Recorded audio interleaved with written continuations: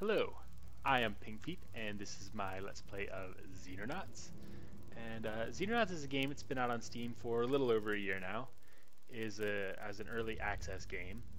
It's been described as the spiritual successor to the original XCOM, and I completely agree with that description. While I like the new XCOM games they put out, they just didn't have quite the same feel as the originals to me, and this actually recaptures that and expands and improves upon it quite well, and I put a pretty good amount of hours into it. It's an excellent strategy game, and I will be playing it on insane difficulty. I believe I'm pretty good at it. I'm not going to say I'm amazing or anything, but to me it's just more fun to play on the hardest difficulty. It just adds a lot more aliens, you have bigger firefights, and it's definitely a very good challenge. And it says Iron Man mode is compulsory, so there will be no saving and reloading or anything like that. Everything that happens is final. And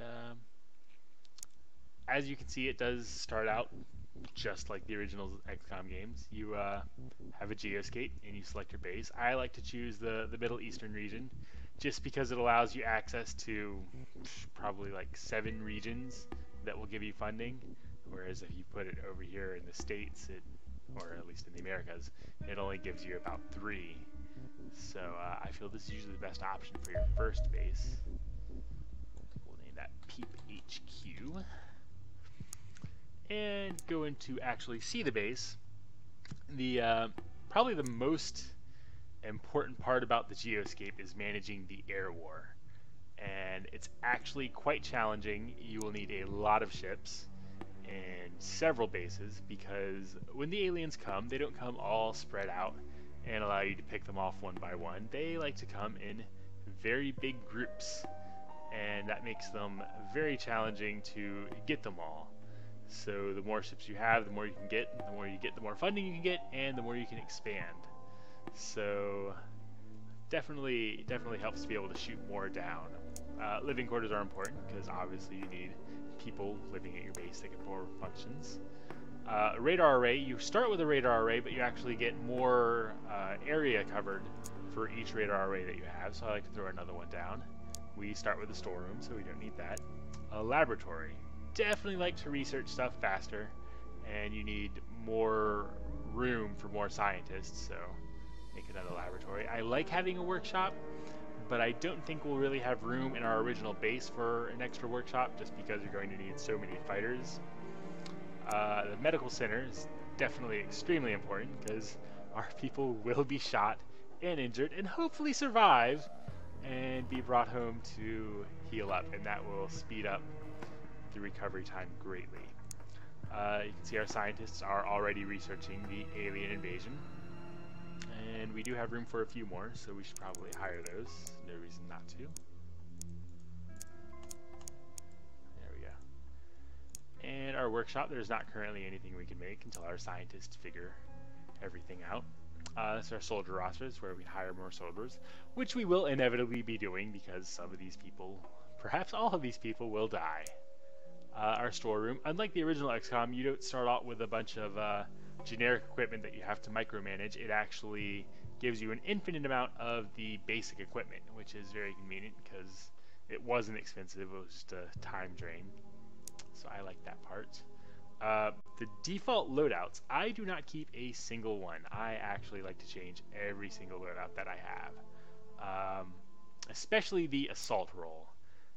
I feel the assault role is very important, but I don't like them to be running around the battlefield with a shotgun in their hands, because that's not very effective in an open field. I do like them to have a shotgun, just want them to keep it in their backpack until they need it.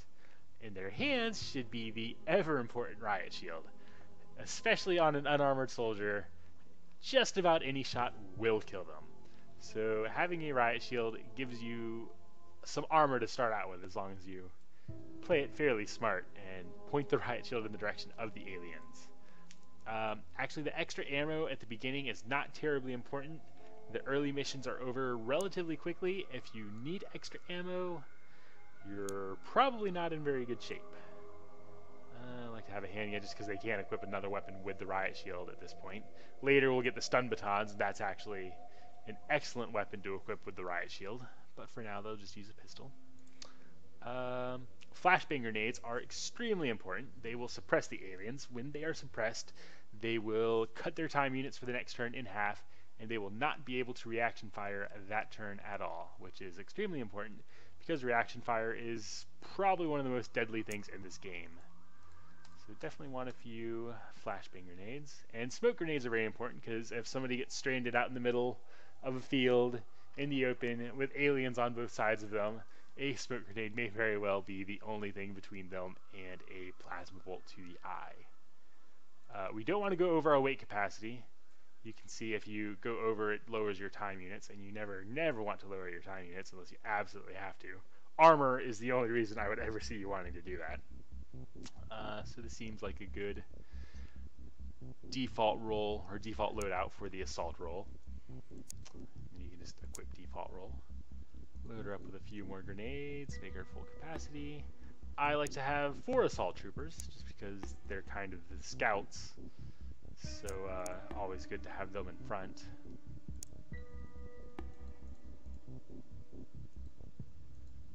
guy can carry a lot. It seems like you may get a lot of grenades at first, which will almost all go away once you get armor. Then they will struggle to carry all that weight, and we'll probably only have 1 or 2. But it is good to load them up at first because it will improve their strength. And 1 more assault. Alright, so there's our 4 assaults. And I like to have 2 heavy weapons people. The ammo for the heavy weapons is extremely heavy, and I feel not important. I rather just have a spare rifle in the backpack. It just swap out your weapon. It's pretty much the same weight as a clip for the assault or for the machine gun anyways, so don't carry around all that extra unnecessary weight. The pistol really is not very good, so I don't like to keep that as a sidearm. But again, definitely with the grenades. And you definitely want to improve the machine gun people's strength, because strength is very important to their accuracy. Terminal, heavy weapons.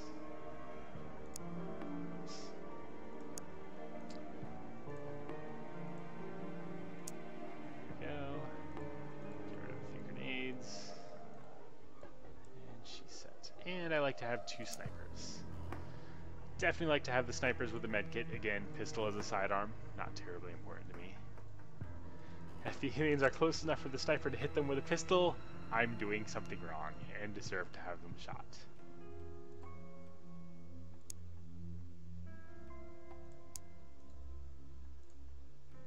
Alrighty.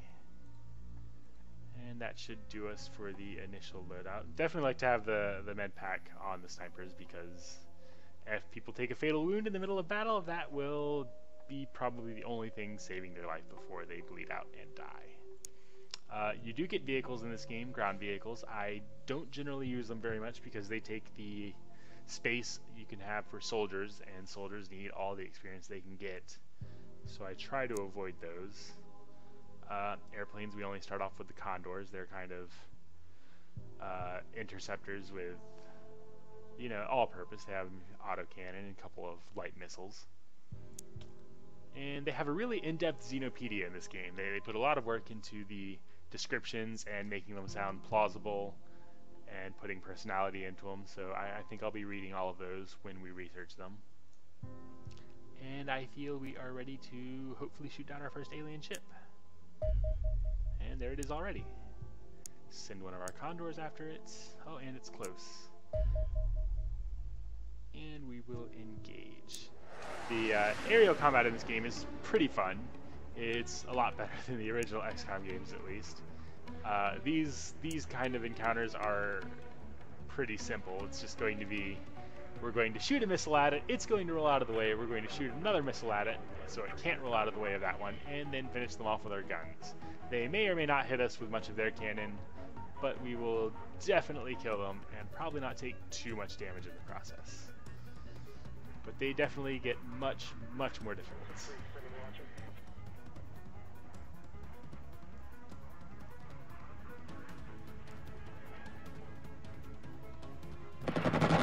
See, it rolls, and we shoot our other missile.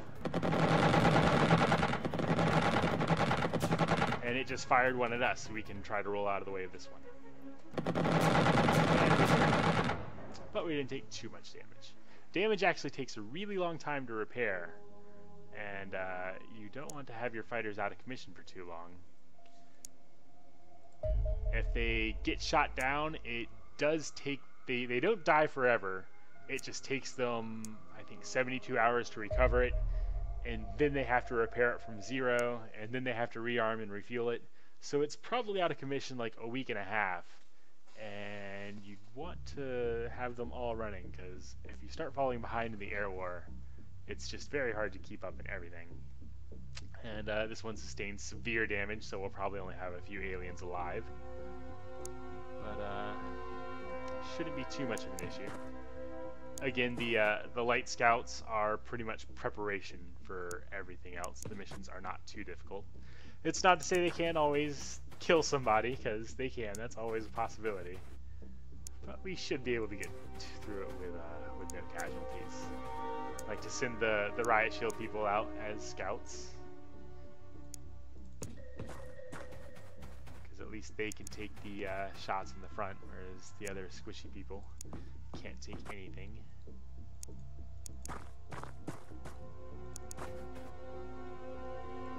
And cover is very important in this game, so you want to try to end your turns behind cover when you can, unless you're pretty sure the area is safe. I am by no means certain this area is safe. And kneeling increases the effectiveness of cover and your accuracy from anywhere, so it's always want to try to end your turn with a kneel.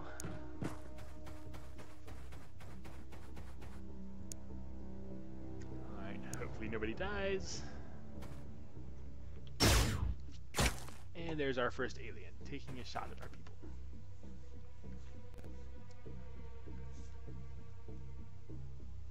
He shouldn't be too hard to deal with. We do have a sniper in a good position to shoot him. He is not behind cover. As you can see, our accuracy when somebody is not behind cover is very high. And the reverse is true for the aliens. If we are not behind cover, their accuracy is very high for us. Fortunately, this particular type of alien does not have high accuracy in general. So they're a lot tougher than the other starting type of alien, but they can't shoot very accurately from any kind of a distance. And our sniper hits him. We can shoot at him with the machine gun, but we do have a soldier fairly close to it. And while it's not as bad as it used to be, machine guns do still spray a little bit, and we don't want to hit him.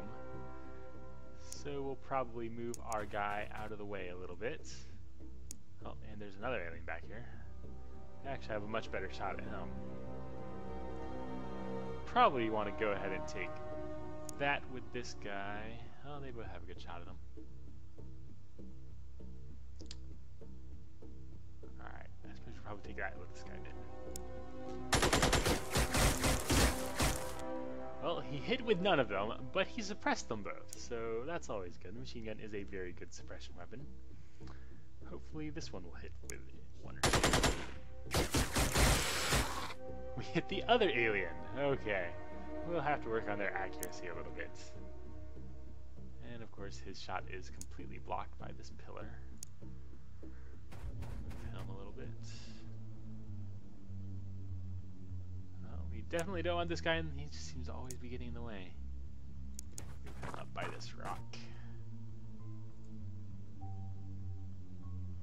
Alrighty, we should have a decent shot at this one.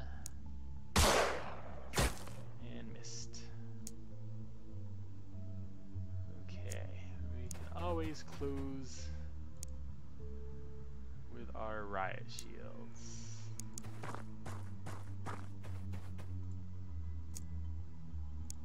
Pistols are very ineffective at any kind of range, so if you're going to use them, you have to be pretty close.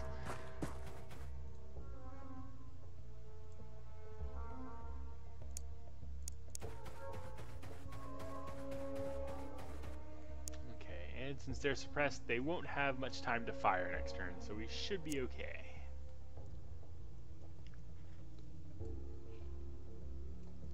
And apparently these guys have no time to fire. They are terrified and cowering for their lives. That's always good.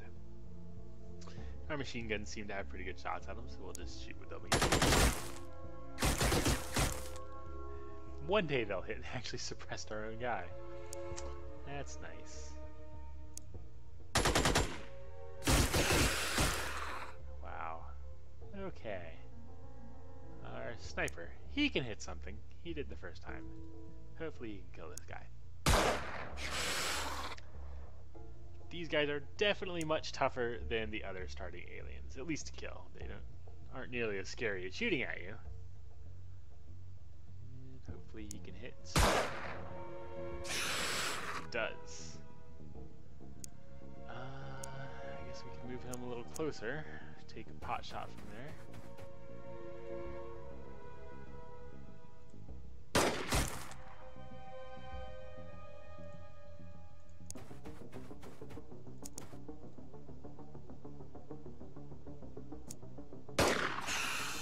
Yay, we killed one. And just one left. And he is surrounded. He can't be feeling too good.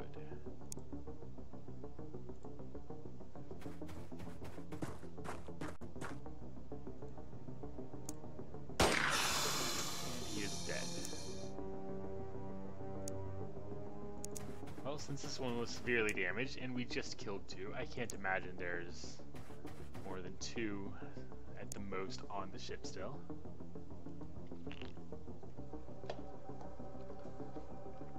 And this is pretty much always the most dangerous part of the mission, when you are breaching the alien craft.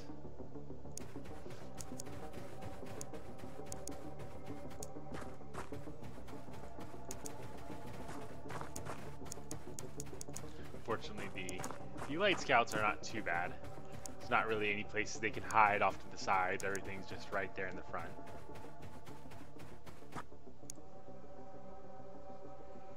And you definitely don't want to leave anybody behind when doing this, because you never know when you'll have somebody stuck in the ship with an alien still alive that you expected would die, and you'll need somebody to come in there and save him.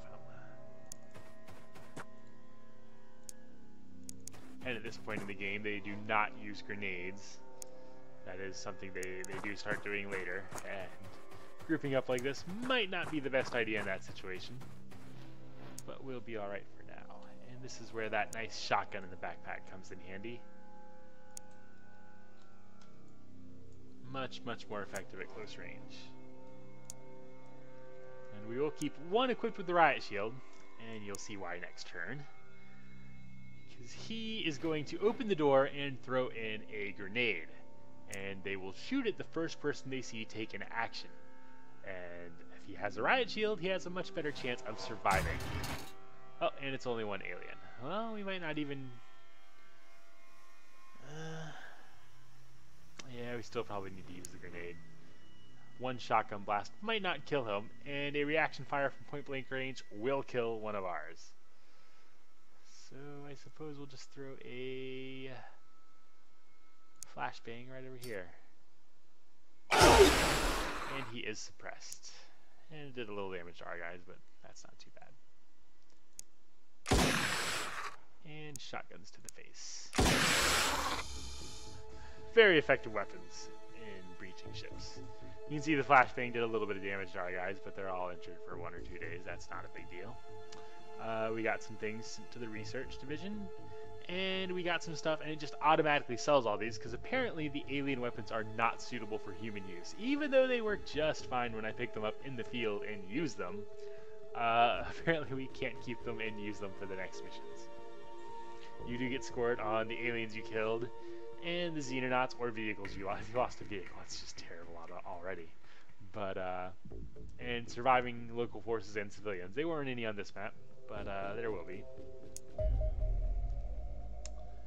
And I think we'll wait to research what we have going before we start changing it. And another UFO. And you can see that one Condor, from that little bit of damage he took, it's saying 65 hours to repair. So you definitely want to avoid taking damage as much as possible.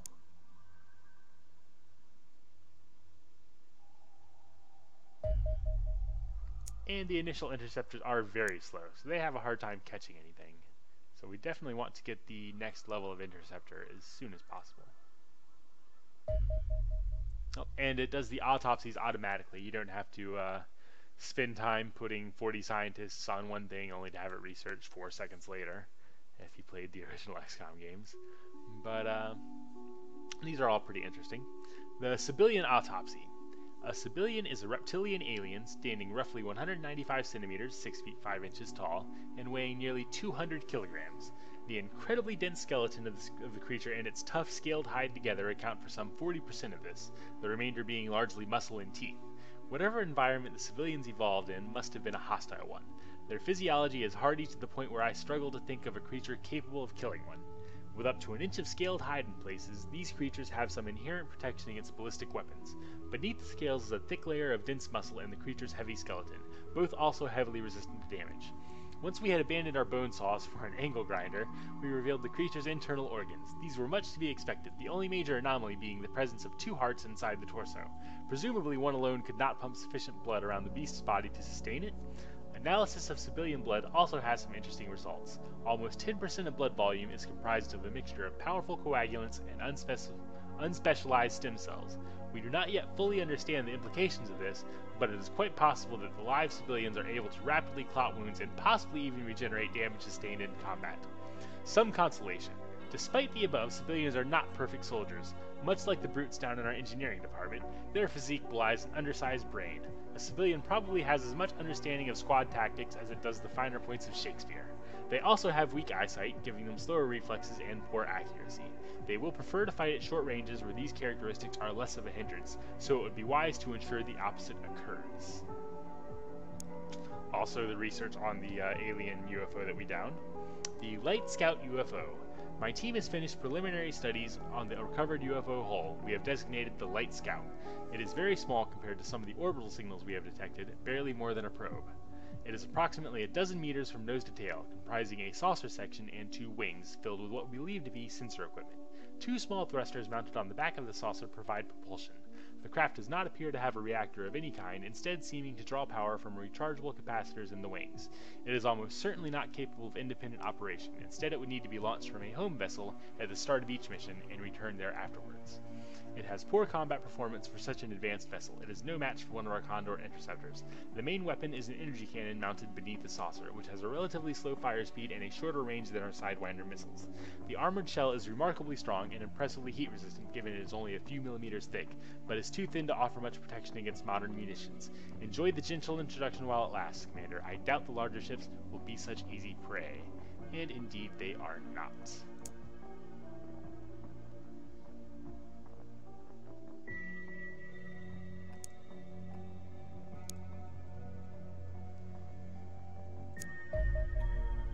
And the alien invasion. This is the first thing our scientists are researching. You've probably already noticed we're being invaded, Commander, so I won't state the obvious. The situation is bleak. None of the major powers are able to defend their own airspace, let alone protect the rest of the planet. It seems things are up to us. My team stand ready to help. There may only be a handful of us, but some of the finest minds on the planet are at work in your laboratories. This organization offers a certain freedom from intrusion that appeals to those of intelligence. The key to beating our enemies is to understand them. We are keen to study any extraterrestrial equipment you can recover from the battlefield. In the meantime, we have been gathering intelligence on the size and composition of the alien fleet orbiting our planet, mostly images and data obtained from orbital satellites on ground-based observatories. Given the depressingly disjointed response from the rest of the planet, this is probably the most in-depth study of the invasion to date. We have conclusively identified over 3,000 separate UFOs in orbit around the planet, with several times that amount of additional probable signals. The fleet is comprised of craft of various sizes. The UFOs already sighted entering our atmosphere represent the smallest orbital signatures detected, while the largest signals identified appear to be enormous warships with dimensions rivaling that of modern aircraft carriers.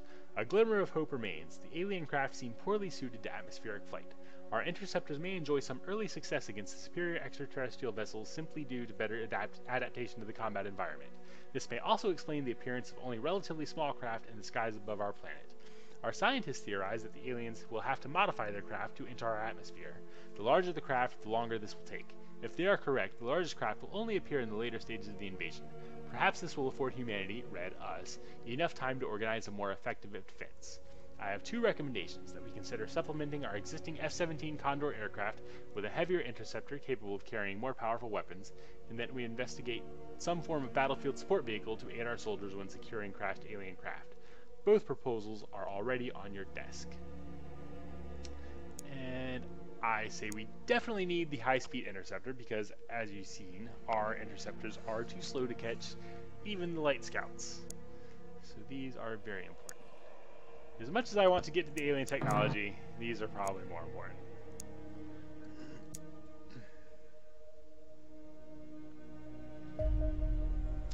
And I believe that's our extra scientists. We will throw them in the high-speed interceptor.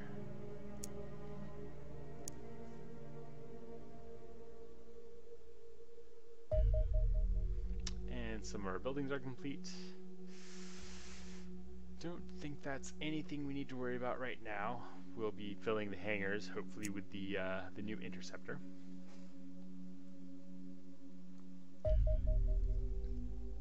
And here it is. The MiG-32 Foxtrot is a derivation of the experimental Soviet MiG-31 Foxhound interceptor.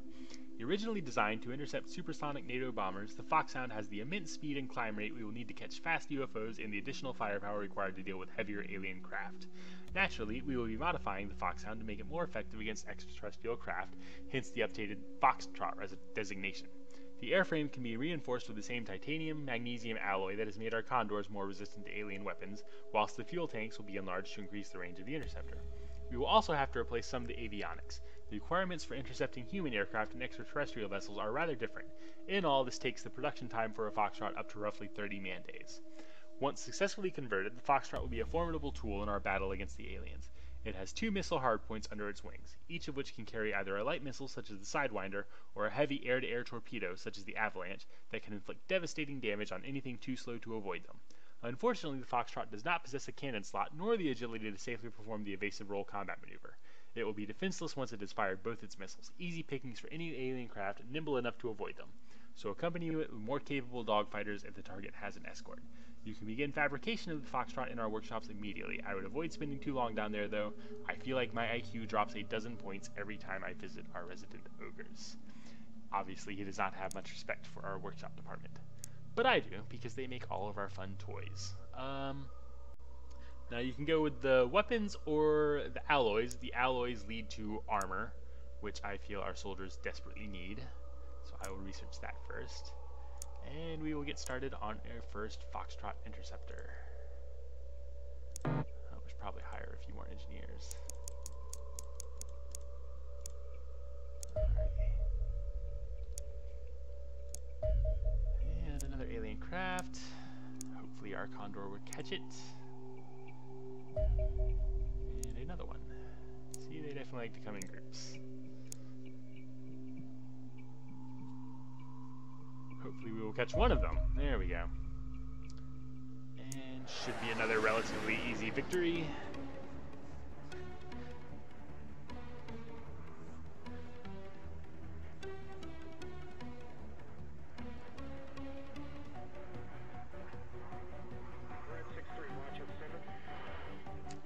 And fire our first missile and our second missile. A little out of the way.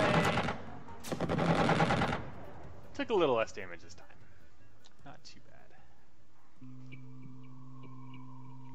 And since our... what do they call them? The Triton, I think it is? The Charlie. Triton was XCOM Terror from the Deep.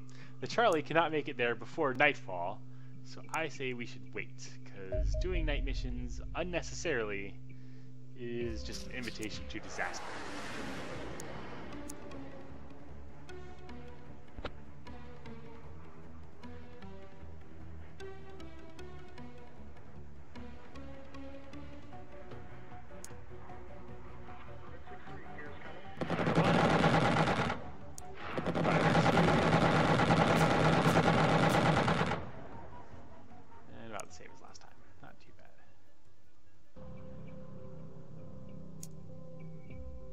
Hopefully we should be able to hit this one in the morning and this one in the afternoon and get both of them done before nightfall.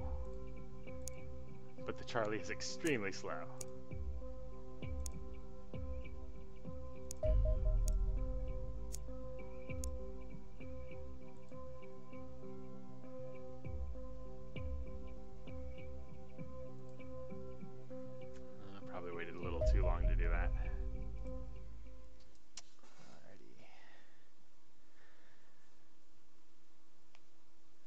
they still have the tooltip in here for sniper rifles and heavy weapons suffer an accuracy penalty if the user has moved in the turn that they are fired. I know that used to be a thing. I felt like they removed it, but I'm not sure. They may have just left the tooltip in, not thinking about it.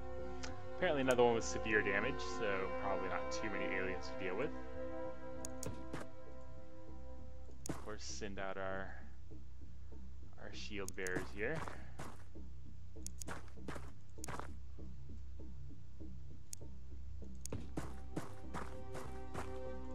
And the maps definitely get a lot bigger. They have different map sets for each alien craft size. So as we get bigger craft, we'll start seeing much, much bigger maps.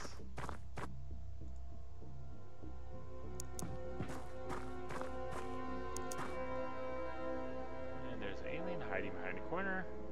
I doubt we can take much of a shot at him. Oh, well, yeah, we can. Kneel. And hit him. And it's for precisely this reason that I like to have 2 sniper rifles.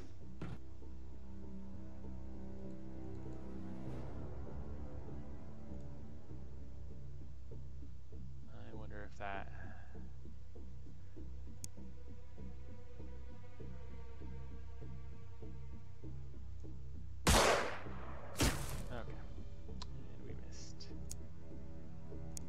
Machine gunners out a little bit behind the wall. These aliens are actually much more accurate, and that one is holding a rifle, so he is a threat to anything that is out in the open.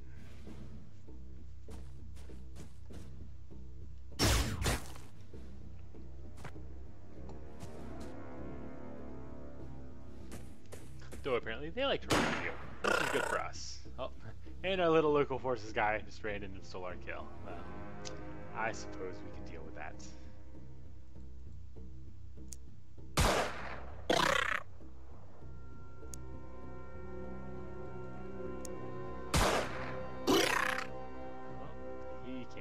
Dying. Let our machine gunner finish him off. Really, 10 bullets and you can't hit with one of them. And he moved too far. Okay. We'll have someone move in with a pistol. He has to be really close to dying, so I feel it is worth it.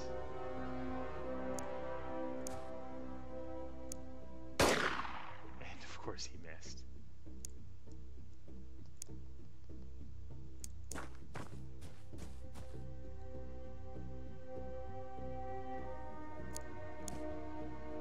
Alright, 76% chance. This should work. There we go. And I would bet that that is everybody not in the alien ship.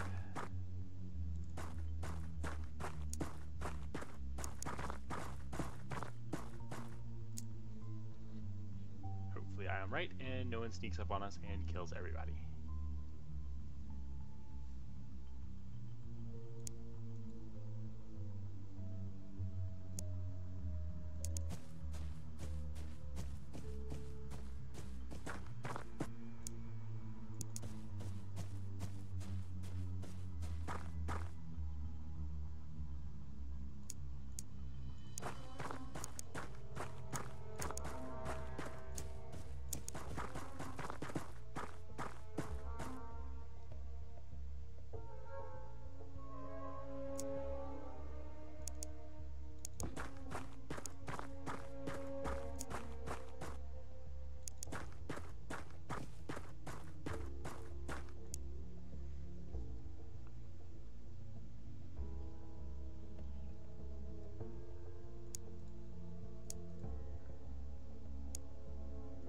We'll equip our wonderful shotguns.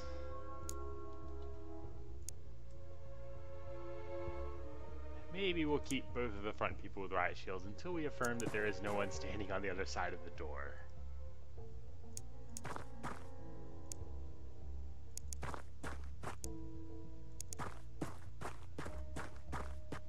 Okay, one more turn to refill our time units.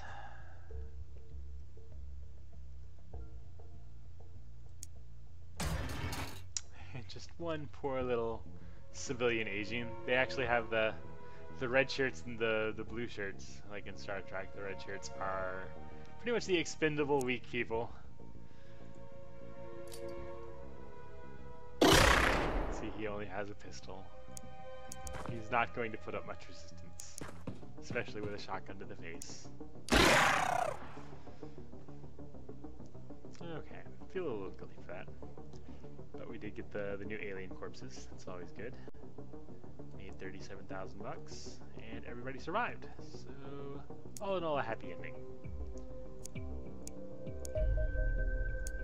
And maybe we can get there in time. Ooh, we do not. Well, we might have been. It's hard to see. Might give it a shot.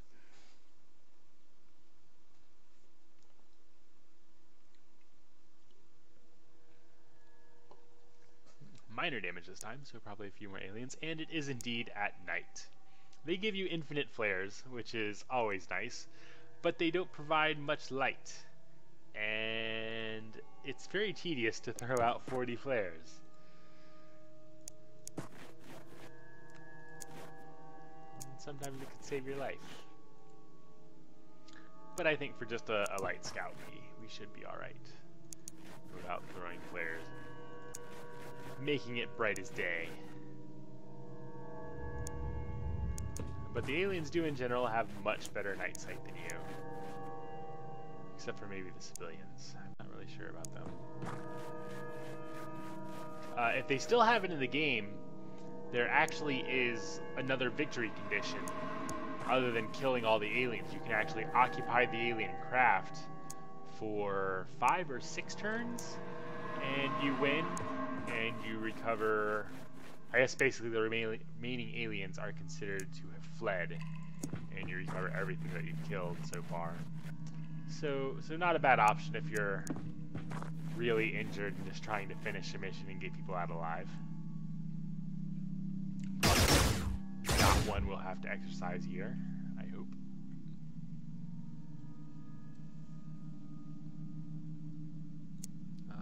Obviously there's an alien up here. There he is. Definitely don't want to fire into this person's back. Should have a decent shot at him. And indeed he does.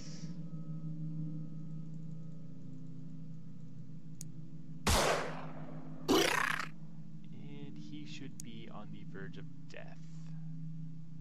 Definitely can't shoot at him with a machine gun.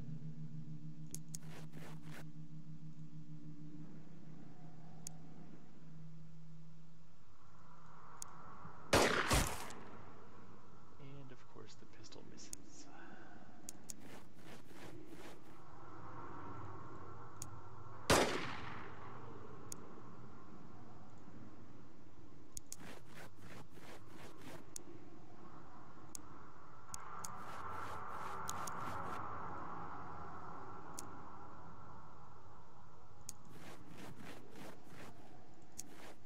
One guy go out and scout while the rest of them breach the UFO.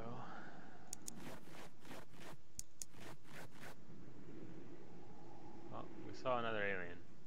When did that happen? Oh, he is over there. That's not too bad.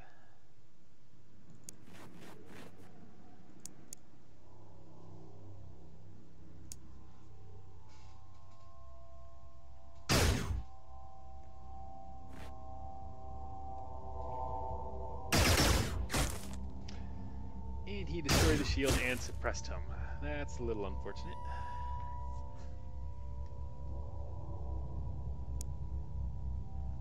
So we do have a relatively clear machine gun shot. We'll take that with him. And hit him with 3 shots. He cannot be feeling too good. This person is in trouble. I don't think we can get him to cover. Or her. We should just kill this guy. Of course, that stupid rock is in the way.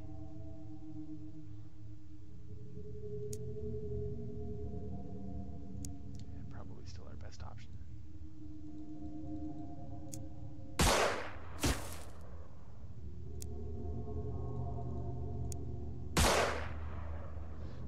course they both miss.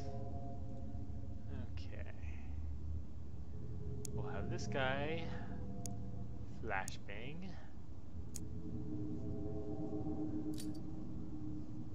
While he runs up here and can hopefully save our stranded, suppressed, riot shieldless soldier. Though probably not, with how much his accuracy is. Oh, and hits him but does not kill him. That is unfortunate. At least they are both suppressed. Can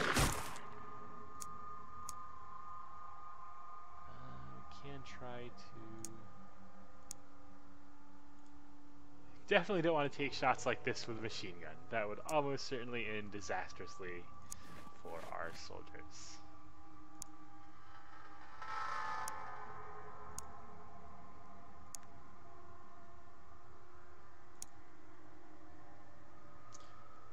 We might can try to lob a smoke grenade.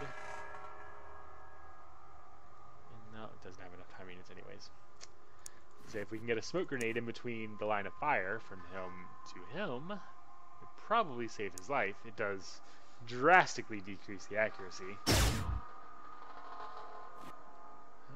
he missed. And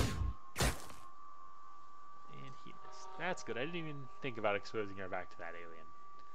Good thing that he missed. And he should have an easy time at finishing him off. Really? Okay. And our snipers should be able, once this guy moves out of the way, to finish him off. Alrighty, and breach the alien craft. It seems to be like on this difficulty, at least on the lower ones, there was pretty much only civilians for a while, civilian aliens, the red shirt guys, and the blue shirts didn't pop up until you got to the next level of alien craft. But on this difficulty, it's apparently a mixture of both right off the bat, and I think the civilians always stay in the ship, and the soldiers go out and fight, which would kind of make sense.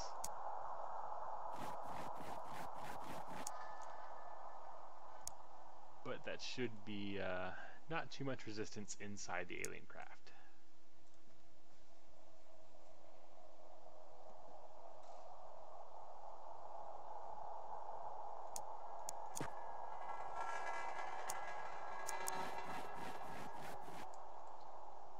And equip our wonderful shotguns. Especially on our guy without the riot shield. It's always nice to have a spare weapon for when that happens, because the pistol is then effectively useless.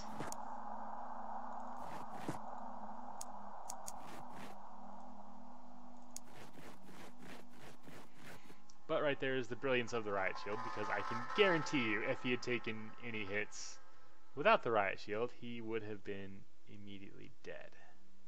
Am I missing a soldier? 1, 2, 3, 4, 5, 6, 7. Where is...